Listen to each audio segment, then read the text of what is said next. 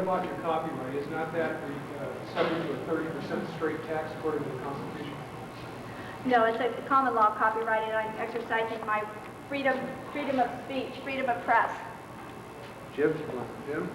I have a number of papers to give you that help her with her documentation. Okay. One document I think all of you should get is free from the Chicago branch of the Federal Reserve, which I'll be giving her. It's called Modern Money Mechanics. On page 4, this 31-page booklet describes in a question and an answer what limits the amount of money banks can create.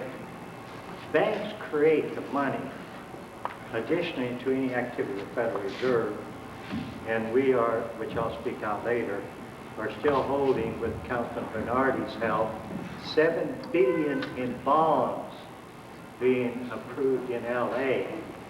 And she failed to mention another thing, that James Motley, the public relations director for the San Francisco branch of the Federal Reserve, in a transcript that I have and in a tape that I have, stated that on average, for every dollar of debt that banks or foreigners or others buy, but mainly the banks who then are authorized to create money, they expand it 10 to 15-fold or additional.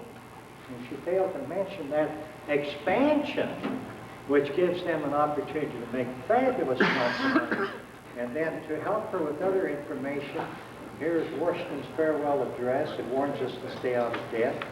And here's an annual description, as you told, all the debts coming from Congressman Gray. And when you talk about the various methods of disaster and preparedness and confiscation, besides the United World Map, which they were out here training Mongolians in 1955 to use against us, which we stopped. We also have the 61 Economic Conference with the Federal Reserve using Colonel Caldgrove to take over. We blocked that. Then in 65, California was declared to be under a state of war. Now, if any of you want copies of that, I have those available. I'll furnish. I didn't duplicate that and bring it today. But this was done by one of our assemblymen, believe it or not, in 65, questioning of the state attorney general. And the state attorney general's opinion then was furnished to me by a state senator with documents that I always use and present to people, that we are in a state of war. Now, I've asked many people, and maybe this next weekend I'll get to speak to our state attorney general at a CRA convention in Anaheim. What happens to these attorney general opinions? Ron, do you know? Do they stay in forever? Do they just lay there until they're finally rescinded, or what happens to them? Nobody can answer this to me that's involved. And here's something George Putnam read on the air, that we also, by executive orders, have another emergency plan.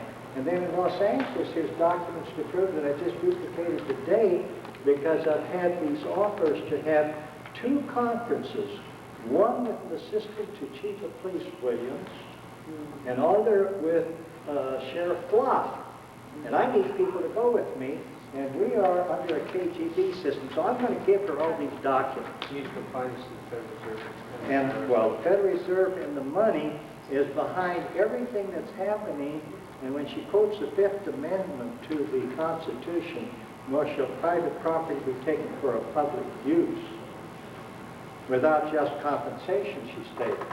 But that use, she may not be aware of, where the bankers can take our private property with the Community Redevelopment Agency, is the case Webb versus Harper. You remember that case? Well, that's one of the key cases that we have to rescind so that the CRA and the bankers can't continue to take it. Now, here are cases that we have of the bankers creating money, and we have the council and the supervisors and everybody in violation of the Brown Act. And so here, you can read through all these papers.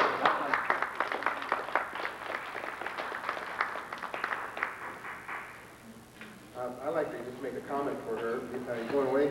Oh. You take it over. I've looked through her book, and she's got tremendous compilation of of research. I must say, I can see it took hundreds of hours of her time to pull this stuff together. Now, it's got different points of view, but it's all there. And I learned these things years ago when I thought about this, talking about the Corporations Tax Act of 1909 and how they put it in the 16th Amendment. The 16th Amendment made no new taxing powers on Congress.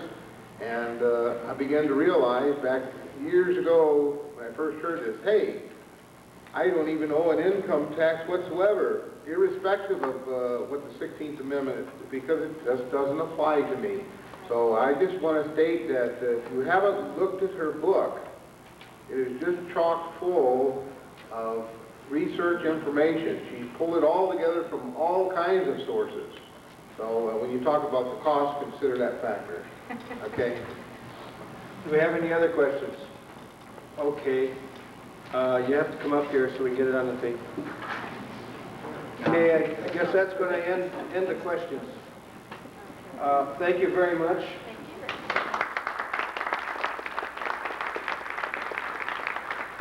Before we go on to our next speaker, I have one thing that I'd like to do. I'd like to circulate some petitions. I'm just going to pass them down through the audience here. We have a petition here to have Barbara Boxer impeached. We have another one for Dianne Feinstein. And this last one has been here months and months ago. This is Michael Ben's petition to impeach President Clinton. And we have, it says right on here, it talks about that we as people have a right to petition the House of Representatives to impeach the President. Michael Ben now, I understand, has 22 million of these. And he's going to be sending these in very shortly, so the time is short. So I'd like to get people to sign these tonight if they'd like, and I'll just pass it on. Okay, our next speaker is Carol Knapp, and Ron is going to introduce her. We're going to have these things passed around here at the presenting the 10th Annual Patriots Picnic that is coming Saturday that we put into your hands. So be sure to come to the William S. Hart Park this Saturday. Okay, our next speaker is Carol Knapp. I don't know how many of you have had opportunity of meeting her, but if you've gone to some of these DWP hearings, what they call blue ribbon committees, where you get to voice your opinions, it doesn't make any difference what you say, but you get to voice your opinions there, you find that people are very, very boisterous and upset with what's going on with the DWP, because people are feeling it every 2 months when they get their water bill.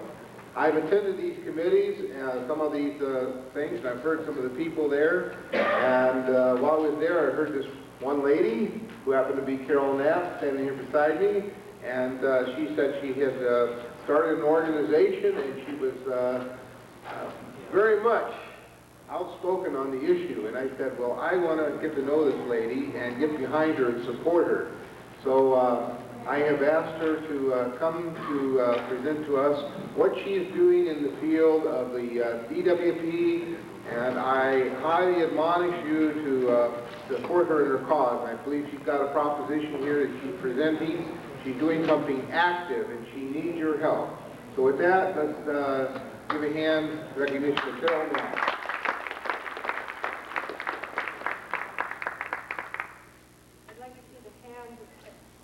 Can you hear me? I'd like to see the hands of everyone here that pays a water bill. So I know who my audience is. Okay, I'm speaking directly to you. Okay. I did not get into this because of only altruistic reasons. I had the misfortune of purchasing some income property in the city of Los Angeles, much to my dismay. And I currently owe the Department of Water and Power for their water bills and sewer bills $26,000. 2 weeks ago, I got a shut-off notice for my home, although my home bill is current, that they were going to shut my water and power off at home. But I am victorious. I don't know if I should tell you how I did it in case there are some spies here from the DWP. But I still have water and power at my home. Most of you who pay bills know that the water and sewer rates have tripled in probably 3 or 4 years. And although there are a lot of reasons, legitimate reasons for this, an inordinate amount is due to government incompetence, government irresponsibility, and unconscionable acts by our politicians and bureaucrats. These agencies include the Department of Water and Power, the LA City Council, the Bureau of Engineering, and Department of Public Works, to name a few. I asked you some questions. First of all, did you know that the DWP is not regulated by the Public Utilities Commission? The it's not. The City of Los Angeles, the LA City Council is supposed to regulate the DWP, but they don't. Why? Because the City Council for the General Fund receives about $100 to $120 million every year of a profit made by the Department of Water and Power. So if any of you were around when Proposition 13 was passed, you know that this is a direct violation. It is yet another property tax that has been imposed upon homeowners and other property owners. Councilpersons Wax and Alarcon have accused other council members of actually taking some of this money and applying it to their campaign funds. Isn't that a cozy deal? So while they're voting, it's like the fox watching the hen house. Are they going to vote not to have a DWP increase? Of course not. Did you know that water and sewer service charge rates within the city of Los Angeles are far higher than in any other surrounding city? Please take this before you leave. I have it over there by the door, a handout with 2 pages in it, and it shows you a chart. For example, an average home per month, if you lived in Pasadena, you would be paying $15 a month for water and sewer. An average home in Torrance, you would be paying $28 for water and sewer. In Redondo Beach, you would be paying $24 a month for water and sewer. In Los Angeles, you're paying $63.40 for the same amount of water. By the way, if you call the DWP and ask them what their rate is, they'll tell you it's $1.14. Don't believe their lie, it's $1.80. Okay? Because we have to pay additional costs for purchased water. No other water company does that. No other water company charges their customers an additional rate for purchased water out of the area. Only the Department of Water and Power. Did you know that 6 cities and sanitation districts have stopped paying their sewer service charge to the city of LA because the rates were so outrageous? So we're paying for their sewer bills too. We're also paying to litigate against these cities. The City Council refused to stop polluting the Santa Monica Bay back in the 70s. So the Environmental Protection Agency came and said, stop polluting the bay. Well, the City Council decided that they were going to fight the EPA. So instead of raising the sewer service charge rates slowly and in a timely fashion, they litigated against the EPA for 17 years. So we as taxpayers had to pay our city taxes to pay for the litigation, and as citizens of the United States, we also had to pay taxes for the EPA to litigate against the city of Los Angeles for 17 years. If they had started the project then, the federal government would have subsidized it by 80%. But because they didn't, now we're paying the whole tab. Also, to add insult to injury, the sewer improvement project has been grossly managed by the Board of Public Works. Outright stealing goes on, non-competitive bidding, overstaffing, incompetent planning, and outright stealing. It's probably cost us at least 10 times what it should have cost because of that, and also because they had to float bonds because they waited so long to do anything about it.